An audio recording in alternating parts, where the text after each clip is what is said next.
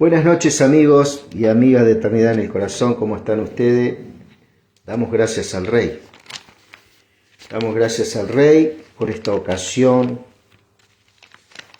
que el Señor nos permite poder mirar su palabra, poder mirar su verdad, ¿sí?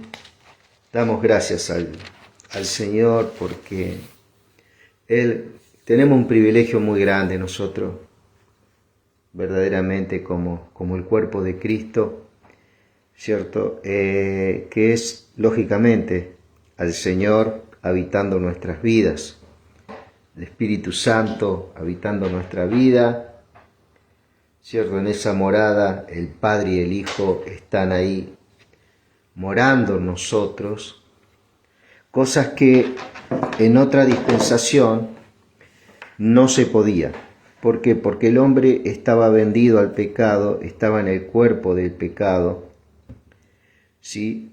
Y en este tiempo la gran diferencia, ¿cuál es? Que nosotros estamos habitando el cuerpo de Cristo, ¿sí? En el viejo pacto se habitaba el cuerpo de pecado, el cuerpo de muerte. ¿Qué significa eso? Que el hombre, el ser humano, ¿cierto?, en toda su contextura, estamos hablando, cuando hablamos de hombre, estamos hablando de mujer también, lógicamente, ¿cierto? Estaba separado de Dios, estaba excluido de la presencia del Señor. Entonces el hombre, ¿cómo se acercaba a Dios? A través de sacrificios de animales,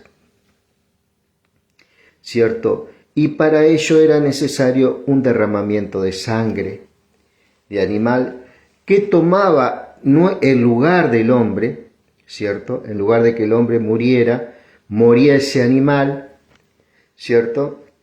En el cual el sacerdote hacía su ceremonia, y eso simbolizaba la muerte, ¿cierto?, de la persona, que en el cual la sangre de ese animal no perfeccionaba a la persona, ¿cierto?, ni perdonaba el pecado de la persona, sino que lo pasaba por alto el Señor al pecado, ¿cierto? ¿Qué quiere decir? Como que quedaba oculto el pecado, ¿cierto? Y el Señor era propicio al hombre, ¿cierto? Podemos recordar la oración que se hizo en el templo, que estaba, dice, el publicano y estaba el sacerdote, ¿no? El sacerdote fariseo, y decía: gracias, Señor, decía el sacerdote, que no soy igual que todos los hombres, yo doy diezmo de todo, soy santo, soy esto, soy lo otro. Y atrás había un publicano, ¿cierto? Que eran, los publicanos, ¿quién eran? Eran recaudadores de impuestos. Generalmente el imperio romano, ¿cierto?, tomaba de los judíos, ¿para qué? Para cobrarle impuestos a sus propios paisanos. Y estos publicanos tenían ciertos privilegios, ¿sí?, para con Roma. Este publicano, ¿cierto?, dice que decía en el templo, estaba sentado en el último lugar. Decía: sé propicio, Señor, porque soy pecador.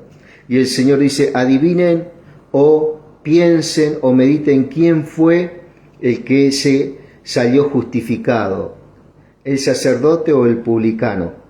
El publicano, ¿cierto? El publicano era tenido como una persona pecadora, una persona ruin, así como las rameras, así como los que sufrían diferentes enfermedades, entre ellos lepra, ¿cierto? Eran declarados inmundos. Bueno, este tipo de sacerdocio, ¿cierto?, no se acercaba a esta gente, sino que generalmente las excluía, ¿cierto?, de todo acercamiento al Señor. Ellos, al ser líderes, ¿cierto?, hacía que el sufrimiento de esta gente fuera mucho más doloroso, ¿no? Entonces Cristo, cuando viene y encuentra todo este escenario, un escenario ¿cierto? En el cual las personas que Dios amaba, ¿cierto? Al hombre, a la mujer que Él amaba, no se le daba ningún tipo de oportunidad ni se le tenía misericordia, ¿cierto? No se le hacía justicia, que era ese el sentido de la ley, ¿cierto? Que era el amor y la misericordia del Señor. Bueno, entonces el Señor tuvo que hacer un trabajo verdaderamente muy grande, ¿no? Entonces, este es un tiempo, amado, que estamos pasando por otra gracia. Ya el Señor Jesucristo murió, ese es el sacrificio perfecto, esa es la obra de perfección con el cual nosotros como iglesia estamos revestidos, ¿cierto? Estamos revestidos de esa justicia que logró Cristo en la cruz del Calvario y que el cielo sentenció, ¿cierto? Que esa justicia era justicia verdadera y eterna, ¿cierto? No es una justicia que por cualquier pecado, por cualquier obra de pecado, esa justicia desaparece de la persona, sino que esa justicia permanece en tu vida, ¿cierto? Y esa justicia es por fe, no por obediencia a mandamientos, no por obediencia a preceptos, es por fe y para fe, ¿cierto? ¿Qué quiere decir? Que esa fe se desarrolla, te va edificando, te va dando conocimiento a través de la palabra, ¿cierto? Y a través de la obra de Cristo en la cruz del Calvario. Bueno, ese era el escenario que se vivía, ¿cierto? Y esa es la diferencia que hoy tenemos, ¿cierto? Hoy somos parte del cuerpo de Cristo, está la simiente incorruptible habitando nuestras vidas, ¿cierto? Somos justificados, somos nacidos de nuevo, se produce una regeneración en nuestro espíritu. ¿Qué quiere decir una regeneración en nuestro espíritu? Que somos nacidos del cielo por causa de haber creído en ese Cristo que murió y resucitó en la cruz del Calvario. Y nosotros, al creer en Él, así como nuestro viejo hombre murió en la cruz en ese momento, juntamente con Cristo estamos crucificados, dice la palabra, ¿cierto? Para que también seamos resucitados, ¿cierto? En su obra. Y esa obra de resurrección y vida, ¿qué es lo que hace en nosotros? Nos santifica, ¿cierto? Eso es muy importante saber. Esto es una obra, ¿cierto? En el cual la justificación se produce en un instante, en el momento que nosotros creímos, somos justificados. ¿Por qué? Porque el elemento para que por fe esa persona se acerque a Dios sin obedecer la ley, ¿cierto? Es a través de la justicia que viene de parte de Dios. Y a través de la justicia que viene de parte de Dios, su gracia se manifiesta en nosotros y en Cristo, que se cumplió toda la ley, nos hace también a nosotros cumplidores de toda justicia que es por la fe, ¿cierto? Eso no es por obra, ¿cierto? Eso no es por obra mía, no es por obra de bondad mía, sino que es por gracia, es por la gran misericordia del Señor. Y nosotros descansamos en esa verdad. Estas son cosas que estoy hablando que hoy no se hablan, pero que son bíblicas, ¿cierto? Que ya la iremos tocando un poquito más adelante, ¿no? Y es algo hermoso poder charlar estas cosas porque es parte, ¿cierto?, que interviene y proyecta nuestra vida en la eternidad, ¿cierto? Una vez que nosotros cumplamos el tiempo que el Señor tiene determinado para nosotros en esta tierra, ¿cierto? No queda solamente acá. Este cuerpo, ¿cierto? Va a llegar un momento que va a morir, ¿cierto? Pero el alma en el cual se asienta todo lo que son las emociones, los sentimientos, el carácter tuyo, la conciencia, todas esas cosas son parte del alma, es la parte espiritual del alma que en el cual nosotros no lo podemos tocar. Nosotros no podemos tocar nuestra conciencia, nosotros no podemos tocar nuestros sentimientos, nosotros no podemos tocar nuestro carácter, pero sabemos que están ahí, ¿cierto? Que eso tiene una propiedad, eso trae una identidad en nuestras vidas, el carácter, ¿cierto? Y es lo que gobierna el cuerpo, lo que gobernaba el cuerpo en otro tiempo, ¿cierto? Con otras enseñanzas, con otras conductas lejos, ¿cierto? Del diseño de Dios. Cuando Cristo muere en la cruz del Calvario, ¿cierto? Y resucita, ¿cierto? Ahí da vida, ¿cierto? A lo que estaban muertos. ¿Qué quiere decir a lo que estaban muertos? A lo que estaban vivos en el alma y en el cuerpo, pero que estaban muertos al espíritu. Entonces, cuando nosotros creemos, le abrimos el corazón, ¿cierto? Cuando se habla del Señor, ahí somos nacidos de nuevo, ¿sí? Ahí se produce el nuevo nacimiento en nuestras vidas, que eso lo habla en San Juan capítulo 3, ¿cierto? Somos nacidos de arriba, dice, hay una Biblia, Nácar Colunga, que es de una gente católica, es una Biblia antigua, que me gustó mucho el lenguaje que usa ahí, nacidos de arriba, ¿cierto? Y ese nacimiento es por fe. Y es una gracia hermosa esto que estamos hablando, porque esto habla de lo eterno. El apóstol Pablo dice, para que todo lo mortal sea absorbido por la vida, ¿cierto? Y hay cosas que van ocurriendo en esta hermosa acción de santificación por el Espíritu que nos resucitó, va haciendo la obra del Señor en nuestro interior, ¿cierto? Y nos va edificando, ¿cierto? Y nos va santificando, va cambiando nuestras conductas, ¿cierto? Va cambiando nuestra forma de pensar, se va produciendo un quebrantamiento, eso es parte del quebrantamiento, ¿cierto? Entonces, esa es la obra en la cual en otros tiempos el hombre estaba excluido de esta circunstancia maravillosa que ahora es una realidad en Cristo, ¿cierto? Por eso esta dispensación es muy importante para tu vida personal, ¿cierto? Esto es muy importante que vos lo sepas. Esto no es algo que se me ocurre a mí, esto es un diseño que Dios hizo de comunicar el mensaje y de pregonar el mensaje, así como yo lo escuché, ¿cierto? Vos también lo escuches y sea edificado y edificada. Las cosas del Señor llevan tiempo. Por ahí estamos acostumbrados a escuchar muchos espectáculos, ¿cierto? Que, bueno, se habla de milagros, se habla, sí, que son reales, que Dios puede hacer milagros, pero nuestras vidas no pueden ser edificadas a fuerzas de milagro, sino que la vida tiene que ser edificada, ¿cierto?, en el Hijo, en Cristo Jesús.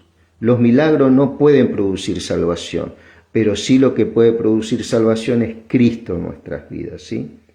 Es un elemento vital para nosotros. La Escritura es totalmente clara en ese sentido. Solamente Cristo es el que interviene. Y lógicamente, por buscar primeramente estas cosas que estamos hablando, todo lo demás vendrá por añadidura, ¿cierto? Y el Señor sabe muy bien de las cosas que necesitamos para vivir, ¿cierto? Entonces estamos hablando del alma, ¿no? El alma, que en parte te puedo decir que ahí está el asiento de tus sentimientos, la conciencia que nos dicta lo bueno, lo malo.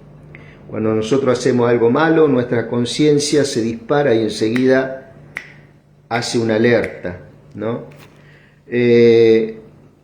Y en otros tiempos vivimos ignorando esta conciencia, ¿no? Vivimos entrenados para ignorar, ¿cierto?, todo lo bueno que nos dictaba esa conciencia hasta llegar a un punto de que esa conciencia se apaga en el hombre. Por eso es que vemos voluntades totalmente diferentes, crueles, ¿cierto? Son gente que tiene sus conciencias ya quemadas, ¿cómo te puedo decir? Quemadas, ya no tienen nada bueno, ¿cierto? Pero cuando viene Cristo puede obrar en esa vida y puede traer un cambio y puede producir un quebrantamiento. Ahí está. Lo hizo el Señor en muchas personas, ¿cierto? Lo hizo, por ejemplo, en Pablo, en el apóstol Pablo, ¿cierto? El apóstol Pablo era un fariseo, conocía perfectamente al dedillo la cátedra de Moisés, conocían todas las leyes, ¿cierto? Era un hombre que odiaba a la iglesia, perseguía a la iglesia, fue uno de los que respaldó la muerte de un hombre llamado Esteban, un hecho que ocurrió en Hechos capítulo 7, un libro escrito por el doctor Lucas, el mismo autor de Lucas escribe los hechos. Bueno, ahí en el capítulo 7 se dice que Pablo fue uno de los que alentó la muerte de Esteban. Era un hombre que perseguía a la iglesia, ¿no? Entonces dice que este Pablo iba a tener un destino extraordinario en el Señor. Se le aparece el Señor en una luz, iba con su caballo hacia Damasco con un grupo de gente y se le aparece una luz y de pronto cae del caballo. Eso está en Hechos 9, ¿cierto? Y a medida que vos vayas leyendo todos estos pasajes, el Espíritu Santo va a ir haciendo cosas muy personales en tu vida, eso te lo puedo garantizar. Eso no lo vas a lograr en ninguna sesión espiritista ni en ninguna reunión religiosa especial. Esas son cosas que vos lo vas a vivir de una forma muy particular. Porque el Espíritu Santo que instruyó a hombres que escriban esa palabra es el que está habitando tu vida. Y vas a ver cómo Pablo, ¿cierto?, se produce la conversión, donde el Señor le habla y le dice: Pablo, ¿por qué me persigues? ¿Cierto? Porque este Pablo mató a muchísimos cristianos. Sin embargo, Dios lo elige, Dios lo levanta. Y eso es lo maravilloso que tiene el Evangelio. Es una locura pensar que un asesino, alguien de una mente totalmente entenebrecida, una mente totalmente cruel, que perseguía a la iglesia, que mataba a la iglesia, que odiaba a los que creían en Cristo. Bueno, Dios lo quebranta, ¿cierto? Y se produce un nuevo nacimiento en él, se transforma, hay una transformación en él, en el espíritu, hasta tal punto que todo lo que Pablo tenía, las credenciales como fariseo, como hombre influyente, tenía ciudadanía romana, era hebreo de hebreo, fariseo de la tribu de Benjamín, era verdaderamente un judío de pura cepa, ¿cierto? Sin embargo, eso lo tuvo por basura, dice, lo tengo por basura, y abrazó, ¿cierto?, ese evangelio naciente en esa época y dejó un legado verdaderamente exquisito, ¿cierto?, que son las cartas paulinas, que esas son las cartas que yo recomiendo, ¿cierto?, que leas primero. ¿Por qué? Porque son cartas cortitas, ¿cierto?, en el cual vos vas a entender el plan de Dios a través de los siglos, ese misterio, ¿cierto?, que no le fue mostrado a los profetas del Antiguo, sino que fue mostrado a la iglesia, fue revelado e iluminado a la iglesia, en la cual sos vos, ¿cierto?, que estás escuchando el mensaje.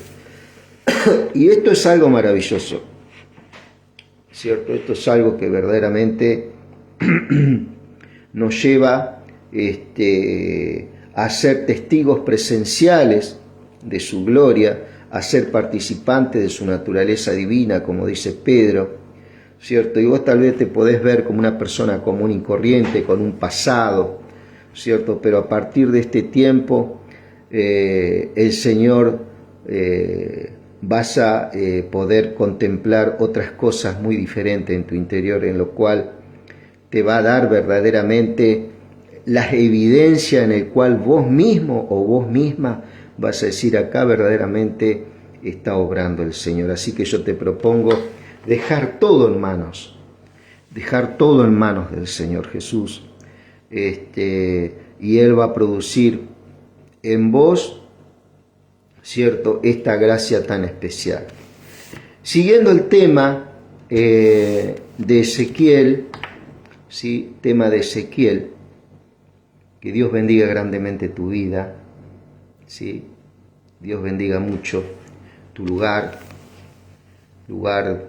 donde pusiste tu esfuerzo, donde pusiste tu finanza, donde verdaderamente que Dios edifique todo. Y seguramente Dios te va a promover para otras cosas mucho más grandes, porque Dios ve el corazón humilde de la persona, un corazón necesitado, ¿cierto?, del Señor, ¿no?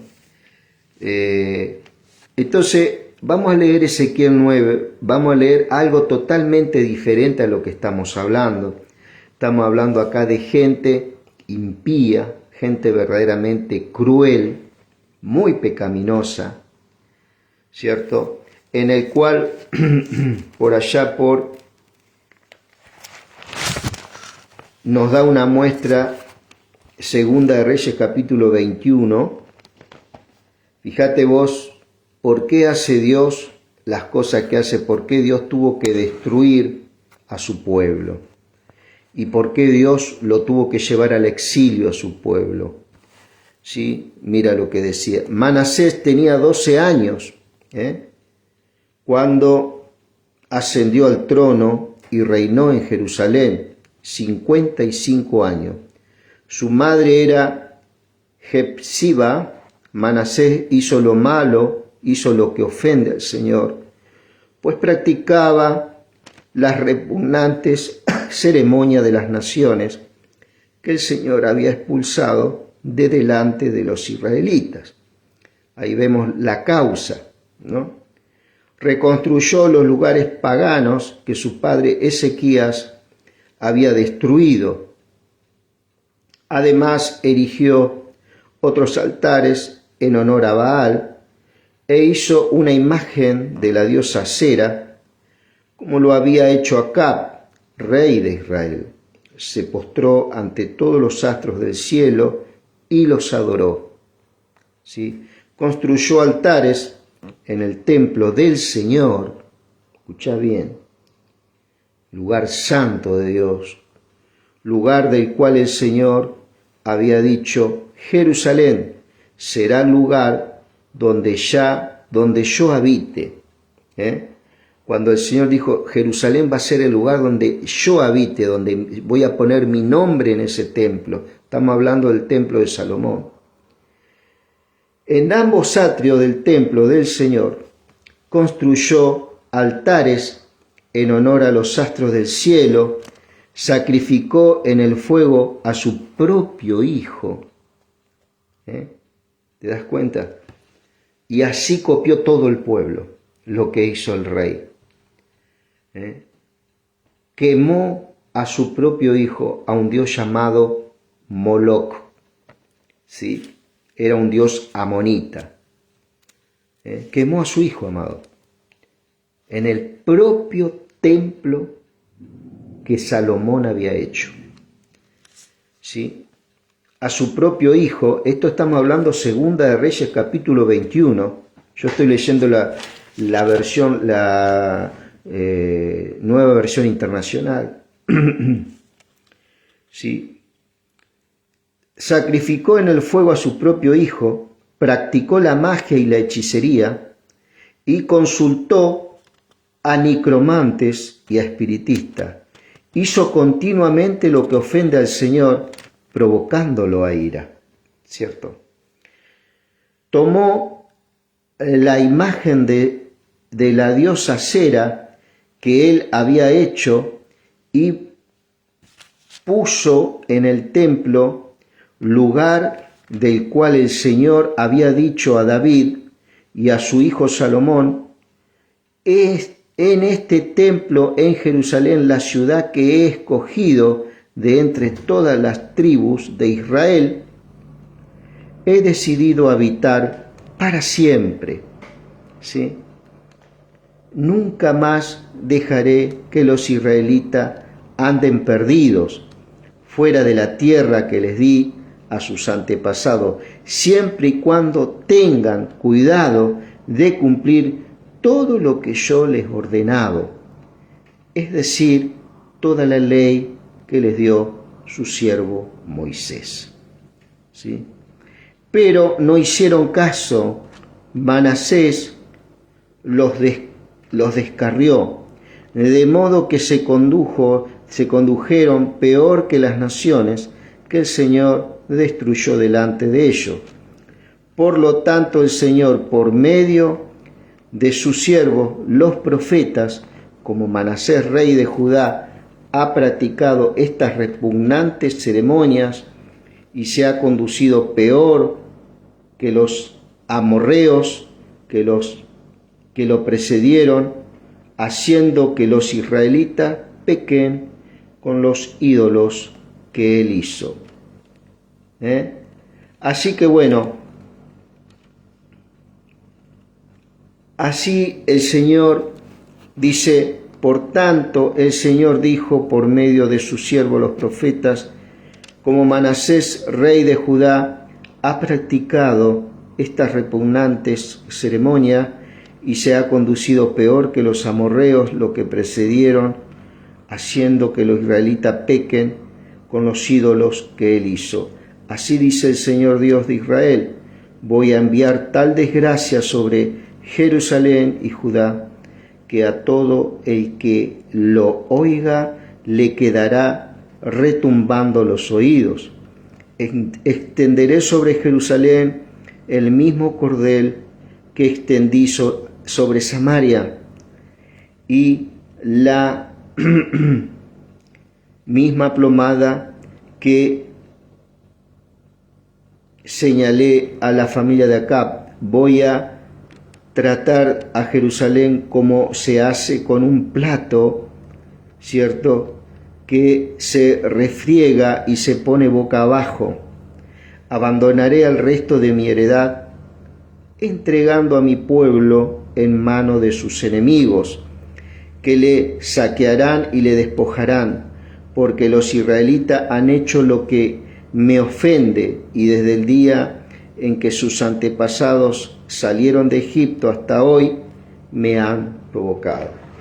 ¿Cierto? Y sigue hablando, pero fíjate vos que una de las cosas que esta gente hacía, ¿cierto?, era pasar por fuego a sus hijos. Quemaban a sus hijos recién nacidos. Y las parejas que no tenían hijos para ofrecer, le compraban hijos a la gente pobre, ¿cierto? Le compraban sus hijos. Esta gente pobre se los vendía por una necesidad, lógicamente. Y este hijo era quemado a este Dios. Y era una práctica que se hizo durante muchos años. Se habían olvidado de la ley de Dios. Y entonces, mi querido amigo, se podía ver cómo la nación que Dios había dicho que iba a ser luz a las naciones, Israel, que iba a ser luz a las naciones, estaba siendo tinieblas. Entonces Dios tiene que intervenir. Ya lo habíamos hablado en el libro de Jeremías, que terminamos todos los capítulos, ahora estamos avanzando con Ezequiel, y podemos ver que hay un gran paralelismo entre los profetas, en este caso Jeremías, su ministerio, ¿cierto?, en Judá. Muy pronto iba a ser trasladado a Babilonia, mientras que Ezequiel, Dios lo levantaba con el primeros.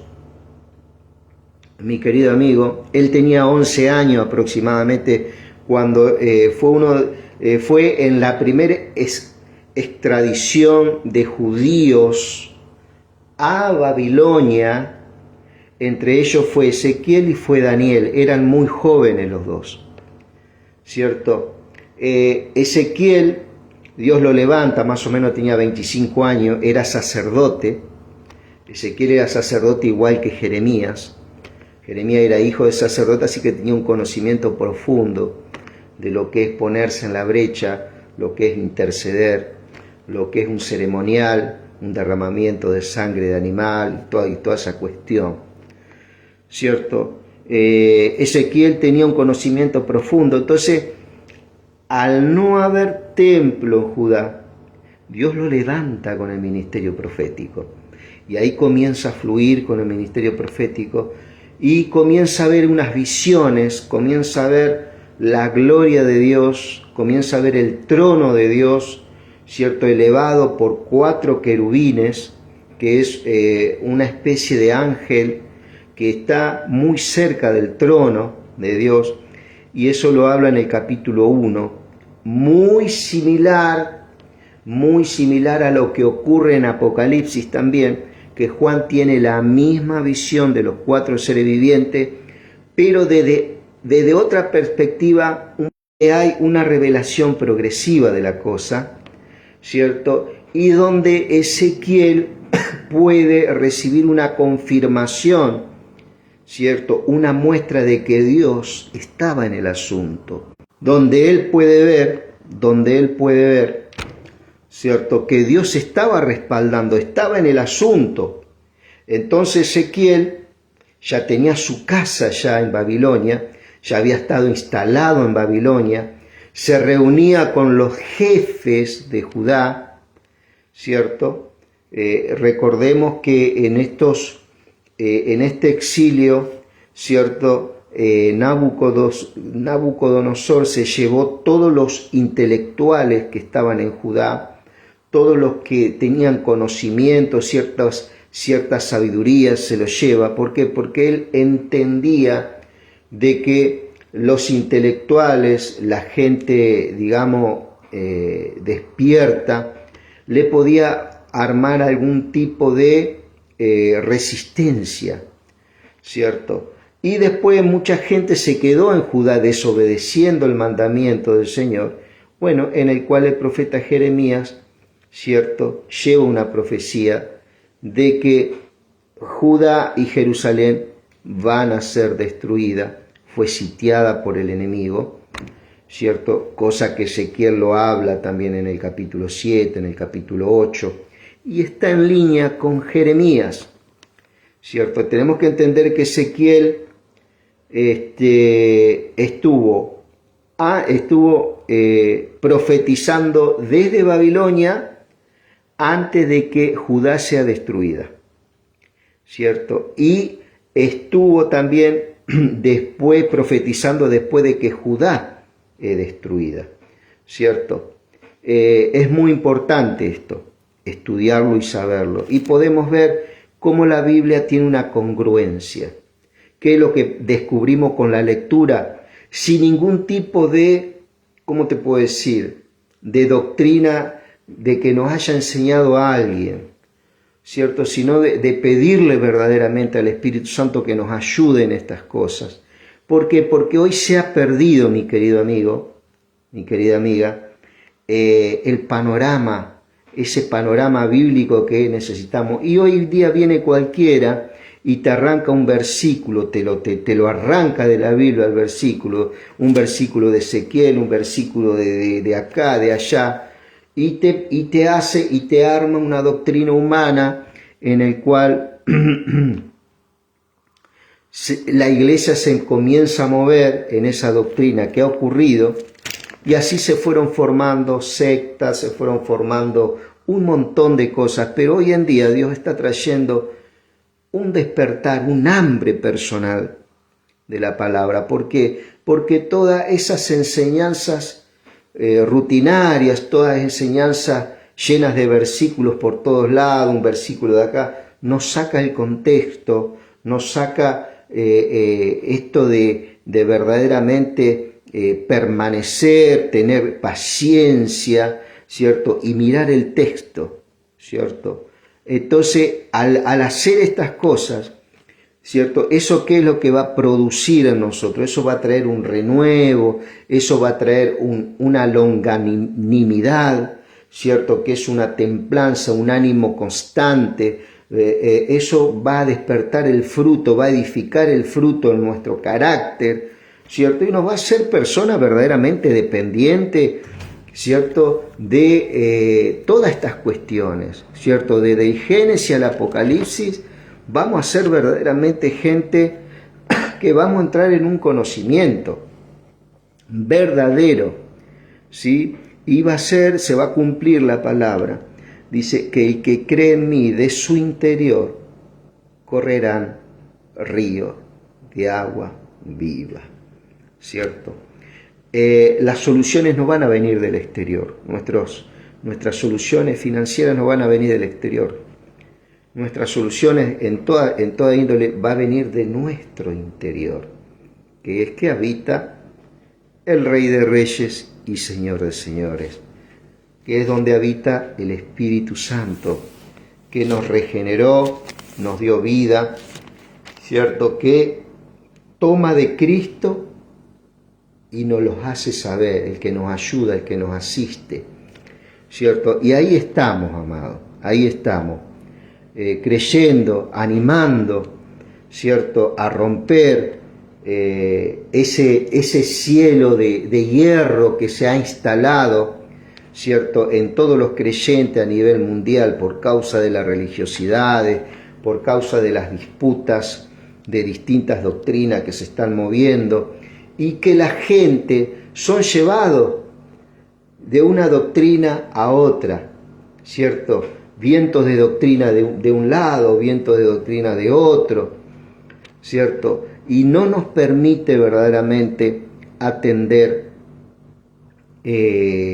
su palabra, ¿no? Y verdaderamente es un intento que muchas veces te va a tocar estar solo o sola, ¿cierto? Donde verdaderamente sos como un pionero, ¿no? Como ese minero que está solo, ¿cierto? Y encuentra una veta, ¿cierto? Y ahí comienza a encontrar algo que es más precioso que el oro y que la plata, ¿cierto? Y que Jeremías en un momento dijo, quise callar, Jeremías 20, quise callar, no quiero profetizar más, por todas las cosas que le estaban aconteciendo, pero dice que no pudo, dice que un fuego, quemaba sus huesos, ¿cierto? Cuando callaba la palabra, y es eso lo que está pasando, amado. Es eso lo que está pasando en muchos ámbitos cristianos. Muchos no te lo dicen, ¿cierto? Pero van a muchos lugares donde verdaderamente no son saciados en sus corazones al llamado que el Señor les hizo, ¿cierto? Ese llamado a la salvación está. Ese llamado a la santificación todavía está ahí. Pero ¿qué necesita ese llamado a la palabra? No es tener una aureola en la cabeza, ¿cierto? Sino que la santificación es una acción del Espíritu que coopera con el texto sagrado, ¿cierto? Que fue inspirado también por Él. Esa santificación es de acá hasta que nos muramos, ¿verdad? Que nos alinea, que alinea nuestra alma. Eso trae una metanoia, trae un cambio de mente, un cambio de pensamiento, ¿cierto? Que verdaderamente es el combustible, ¿cierto? Que va ordenando, ¿cierto? Como el Espíritu Santo que se movía sobre la faz del abismo, que son las aguas, ¿cierto? Y traía orden. Dice algunas versiones que el Espíritu Santo empollaba, daba vida, como esa gallina, ¿no? Que va haciendo cosas y va poniendo forma a la tierra y va descubriéndose lo seco y el agua, el mar, ¿cierto? Ese es el Espíritu Santo, es lo que hace en el creyente, hace un génesis, hace algo genuino, ¿sí? Y eso es lo que la religión no puede hacer muchas veces, ¿no? Ha sido de edificación para nosotros, seguramente, pero no nos podemos quedar con el alimento, con la leche solamente, ¿cierto? Sino que podemos ya empezar a comer alimentos sólidos.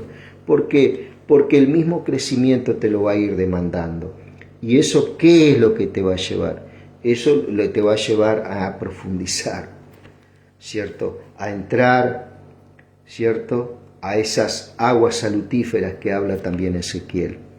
Por eso es muy importante esto que estamos hablando. Y estamos hablando de Ezequiel y estamos mirando a Ezequiel sin ninguna, ¿cómo te puedo decir? Sin ninguna idea preconcebida. Estamos leyendo Ezequiel y le estamos verdaderamente pidiendo al Espíritu Santo, ¿sí? Que nos dé lo que verdaderamente Él nos entregó a través de cada texto, ¿cierto? Y esto verdaderamente va a traer a nuestra vida una iluminación, va a producir que el fruto del Espíritu Santo crezca en nuestras vidas, va a traer templanza, mansedumbre, fe, amor, longanimidad, bondad, ¿cierto? Todas esas cosas, amado, que hablan de que la persona de Cristo, que es el fruto del Espíritu, impartido por el Espíritu a nuestro interior a través de su verdad, ¿cierto? Eso nos va a traer verdaderamente paz y gozo, ¿cierto? Que el reino, que es el reino de Dios en tu vida, es cultura del reino, ¿sí? Es cultura del reino, ¿sí? Y dice, vamos a leer Ezequiel, ¿sí? Porque ya es tarde y no te quiero entretener mucho más. Después oí que Dios, acordate de lo que leímos de Reyes, las cosas que se hacían, ¿cierto? Tan repugnantes, y por qué Dios tuvo que destruir su pueblo, porque culturalmente había sido invadido por las naciones, ¿cierto? La guerra cultural había hecho mucha mella en el pueblo a tal punto de que se olvidó de Dios, y eso comenzó a traer desgracias dentro del pueblo. Y Dios, antes de que Judá sea absorbida por las culturas de las naciones, saca a un pueblo a un lugar llamado Babilonia, ¿cierto? Y de ese lugar Dios levanta una generación con mentalidad de reino, en el caso de Daniel, ¿cierto? El caso de Sadrach, Mesac y Abednego, los amigos de Daniel, el caso de Ezequiel, el caso de Jeremías, ¿sí? Desde ahí él comienza a hacer una obra y comienza a capacitar a un pueblo, porque también en Babilonia se dice que se transcribió gran parte de los libros de Moisés, como el Génesis, el Éxodo, Deuteronomio, Número, ¿cierto? Josué, Jueces, libros como Salmos, ¿sí? Se transcribieron ahí otra vez. Y Nabucodonosor fue evangelizado por Jeremías, porque Nabucodonosor pudo ver que lo que hablaba el profeta Jeremías se cumplía. Y tuvo una tensión con Jeremías, el capitán de él, Nabuzaradán, que salvó su vida, ¿cierto? Salvó su vida, tuvo cosas muy favorables. ¿Por qué? Porque Nabucodonosor fue impactado después por Daniel también, donde podemos ver Daniel 5, Daniel 4, 5. Nabucodonosor conoce al Señor y lo reconoce, ¿cierto? Como que el Dios es el soberano de los tiempos y es el soberano de las naciones. Nabucodonosor, a diferencia de Faraón, que él endureció el corazón ante Dios de una forma, lógicamente, con un libre albedrío, ¿cierto? Fue una decisión personal de él, No así Nabucodonosor, que él pudo reconocer a Dios, ¿cierto? Porque acordate de que Dios lo humilla, ¿cierto? Durante 7 años dice que estuvo en el campo, abandonado, en un desierto, viviendo como un animal. Todo esto está registrado en el libro de Daniel. Hasta que lo reconoce a Dios. Pasó como con el hijo pródigo, ¿viste? Llegó un momento que volvió en sí. Por eso es maravillosa la Biblia. El hijo pródigo también, el hijo pródigo no es esa persona que vuelve a la iglesia después de que se descarría. El Hijo de Dios no se puede descarriar nunca, amado, porque el Hijo de Dios está unido a Cristo. Congregue o no congregue. Lógicamente que poder congregar tiene sus beneficios, no lo voy a negar, pero el que salva y es suficiente para salvar es Cristo, ¿cierto? No ninguna institución. Entonces podemos ver que este hijo pródigo está hablando de Israel, ¿cierto? Y está hablando de los últimos tiempos. Y tiene un paralelismo con Nabucodonosor. Dice que ellos vuelven en sí, ¿cierto? Y reconocen al Rey de Reyes y Señor de Señores, a ese Dios en el cual pregonó Jeremías y pregonó Ezequiel y Daniel, más precisamente, ¿cierto? En el cual Daniel fue el que le interpretó los sueños, ¿cierto? Y ahí fue impactado este rey, ¿cierto? Y después también podemos ver cómo Ciro, el rey persa, el rey que viene después de Nabucodonosor, el reino de Persia conquista Babilonia, ¿sí? Y el rey Ciro es el que a través de Nehemías y Esdras, ¿cierto?, hace que después de esos 70 años el pueblo de Judá vuelva a Jerusalén a reconstruirla. Pero ¿cómo lo va a reconstruir? Ya con otra mentalidad, con otra gente más comprometida con el Señor, ¿sí? Entonces ahí estuvo involucrado Ageo, tengo entendido que Esdras, Nehemías, el profeta Ageo, el profeta Sofonías, y había un hombre llamado Zorobabel, hijo de Salatiel. Zorobabel significa plantado en Babilonia, Zorobabel, ¿no? Y ahí hay un cumplimiento también. ¿Y quién es el que le ayuda? Ciro. ¿Por qué? Porque le comunican el mensaje también a Ciro, Le comunican el mensaje a Ciro. Y Ciro le da todos los recursos a Nehemías, a Esdras, a Zorobabel, para que reconstruyan el templo y la ciudad de Jerusalén, que había sido destruida en el tiempo que estamos hablando, ¿no?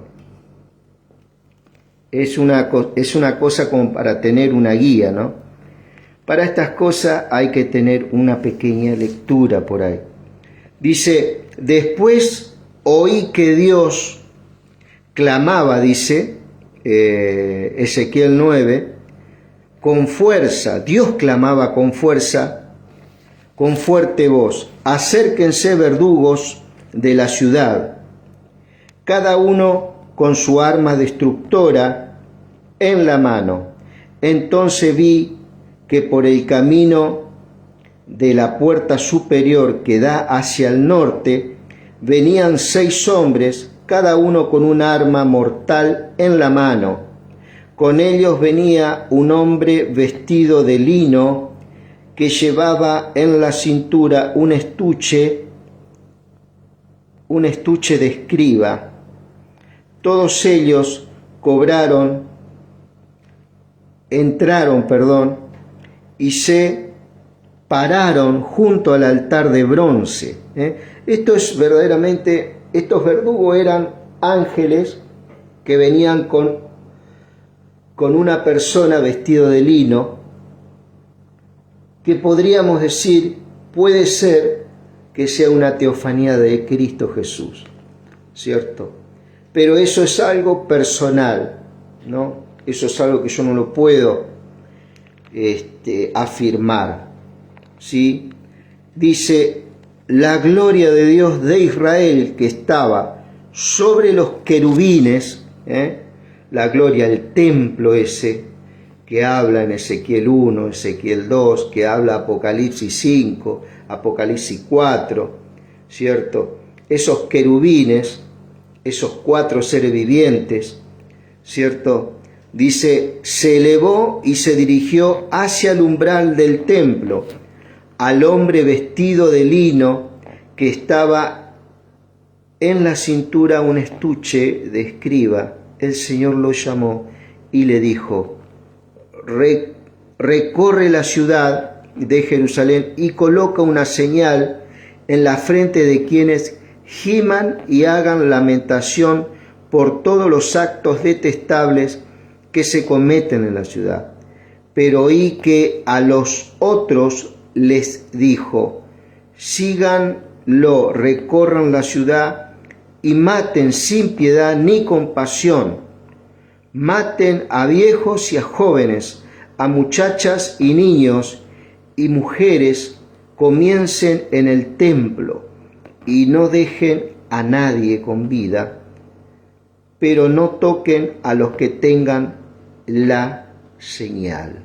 ¿Cierto? Había una señal que estos ángeles ponían, es algo que va a ocurrir también en el Apocalipsis, pero ya recordemos que en la gran tribulación, en el cumplimiento de los últimos 7 años de la semana 70, la iglesia no va a estar, ¿sí? Pero es algo muy similar a Apocalipsis, es una mirada apocalíptica para ese tiempo, ¿cierto? Pero no toquen a los que tengan la señal, ¿cierto? Nosotros tenemos una señal. ¿Cuál es la señal? Que fuimos sellados por el Espíritu Santo, habla en Efesios. Es un sello de salvación. Eso quiere decir que es un blindaje a través de Cristo para nuestras vidas, ¿cierto? En el cual, como dice por allá, por Primera de Corintios capítulo 15, tengo entendido, que habla de que somos primicias de salvación, juntamente con Cristo, ¿cierto? Donde se habla de 3 resurrecciones, ¿cierto? La resurrección de la iglesia, la resurrección de los santos, ¿sí? Antes del milenio, ¿cierto? Son resucitados los santos, que eso habla desde Adán hasta los santos que murieron hasta llegar al milenio. La iglesia ya fue resucitada por Cristo, es más, nosotros ya fuimos resucitados por Cristo, no tenemos que esperar morir, sabemos que esa gracia está en nuestras vidas. Cuando muramos, lógicamente, vamos a estar cara a cara con Dios, porque eso lo dice su palabra, ¿sí? Es muy importante estas cosas, seguir profundizando y seguir aprendiendo estas cosas. Yo le estoy hablando simplemente de algunos conocimientos todavía muy superficial, no he escarbado, no he escudriñado todavía para decirle algunas cosas más exactas, pero lo que le estoy hablando es lo que el Espíritu Santo me ha permitido, ¿cierto? Y así también con cada uno de nosotros. Esto no es algo solamente para mí, esto es para todos aquellos que portan al Espíritu Santo. Acá no hay hombres o mujeres especiales, acá hay gente que se interesa en escudriñar, porque Dios pone ese hambre y esa sed de su verdad, ¿cierto? Él es como aquel que tiene una pasión por la música, es como aquel que tiene una pasión, por así decirlo, por la pintura, por el arte, ¿cierto? Bueno, esto es es eso, pero vivo en nosotros. Es algo que no lo podemos apagar, es algo que no lo podemos callar, ¿cierto? Pero no toquen a los que tengan la señal, ¿cierto? O sea, había un juicio que venía sobre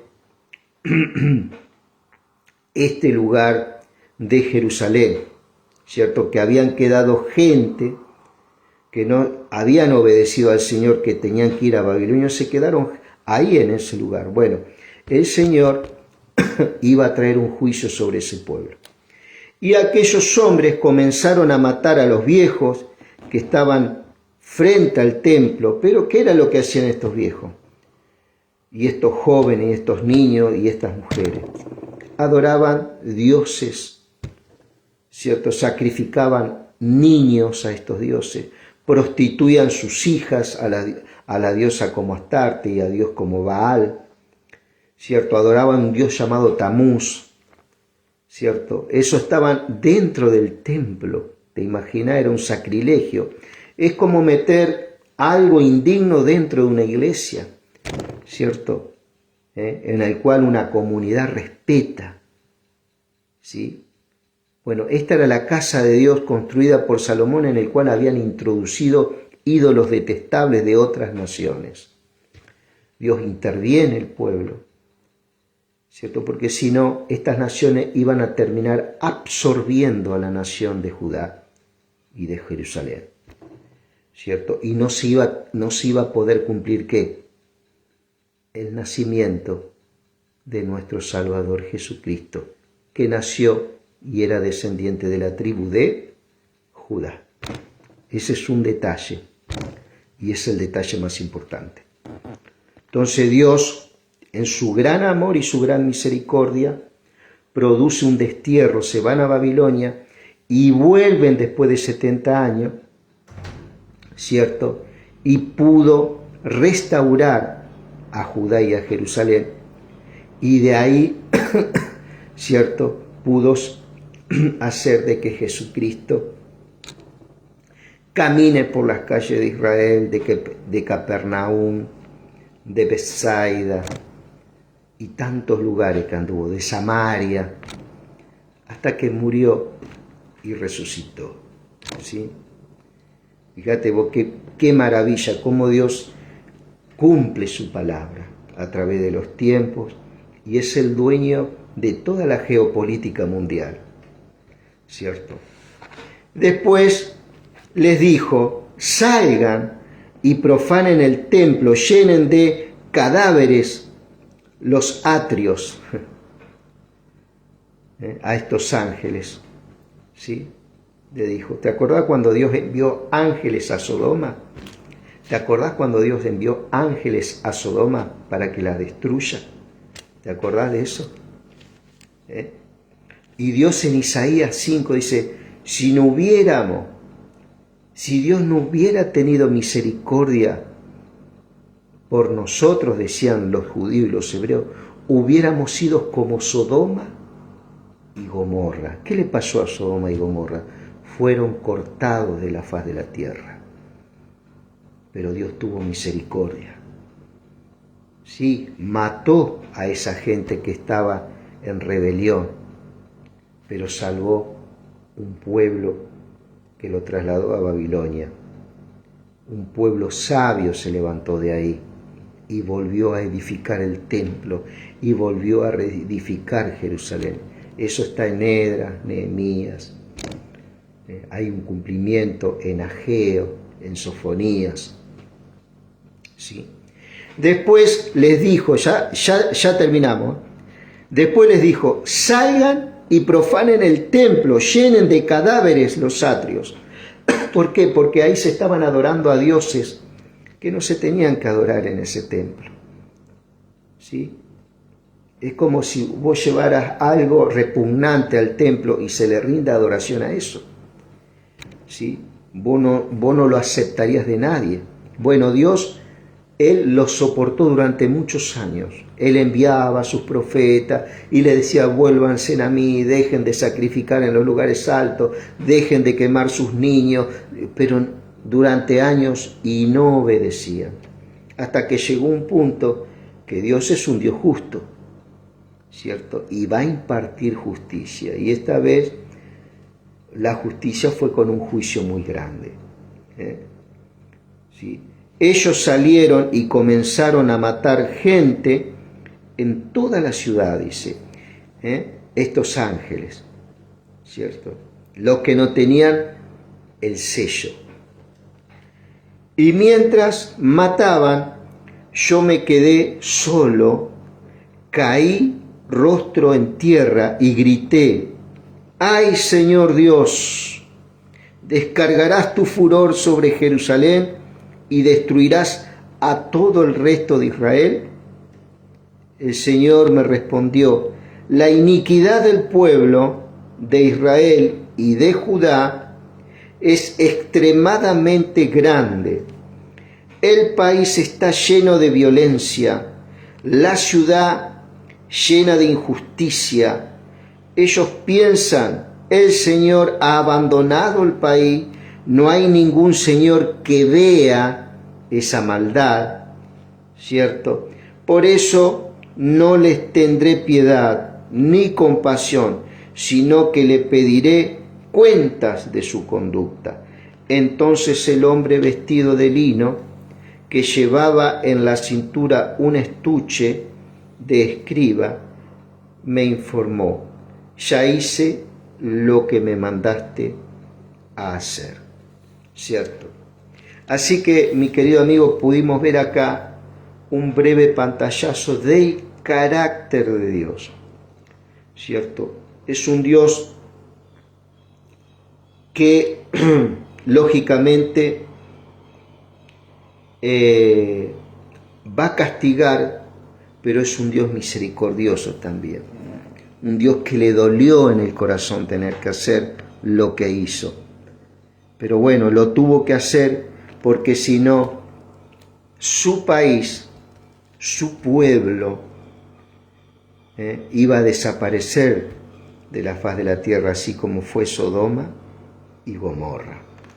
Y eso es algo que no se lo podía permitir, porque proféticamente Jesucristo tenía que venir de la tribu de Judá, ¿cierto? Él podía haber cambiado, ¿cierto? Tal vez él pudo decir: bueno, va a salir de Egipto el Salvador. No, pero él, desde los tiempos, desde antes de la fundación del mundo, ya él pensó en Cristo y en la iglesia. Yo no te estoy hablando de ningún templo, de ningún local, de ninguna religión. Te estoy hablando de la iglesia, que sos vos y que soy yo, ¿sí? Mi querido amigo, que Dios bendiga tu vida, Dios bendiga tu familia y tu casa, y Dios bendiga tu descanso. Si Dios quiere, el día de mañana seguiremos leyendo Ezequiel capítulo 10, si así Dios lo permite. Que Dios te bendiga. Y un gran saludo.